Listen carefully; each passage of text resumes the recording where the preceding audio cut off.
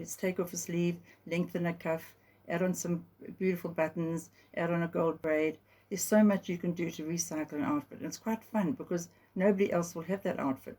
That's the nice thing also about buying vintage, that fewer clothes were produced in the 60s and 70s than the masses that are produced now. So you're wearing something from the 60s or 70s, 9 times out of 10 you won't see someone in the same outfit. Vintage garments then are more exclusive than what you might be seeing on the shelves.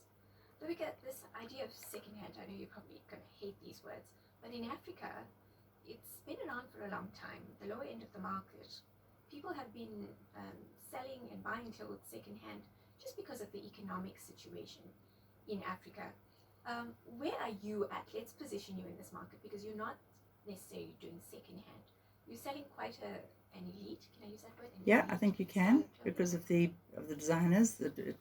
A lot of it is imported, obviously, Italian, French, English, American, and obviously some of the South African designers. We've got a lot of beautiful South African designer clothing. For example, like a mother of the bride outfit, generally is only ever worn once. A matric dance dress, only worn once. Ski outfits, they were worn once or twice. Maternity wear, probably worn for a short time, maybe over 2 children, maybe not. So there's a lot of really second-hand, pre-owned, pre-loved, but fairly new. And vintage is quite trendy, but let's just define for a moment what vintage is because it's become a buzzword and everybody is into vintage clothing.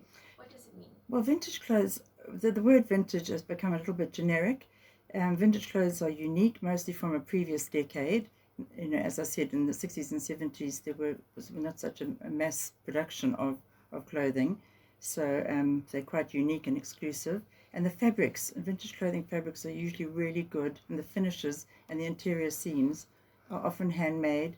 The clothes are hand beaded. Sometimes when you buy a beaded outfit today, you pull one thread and suddenly you end up with a huge mountain of glass beads at your feet.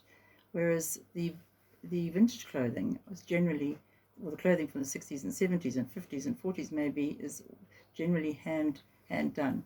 But having said that, vintage is not only about previous decades. It's about high quality, or in my case, high quality exclusive garments, even sunglasses, handbags, shoes that have maybe been worn once. They're a bad buy, they don't fit.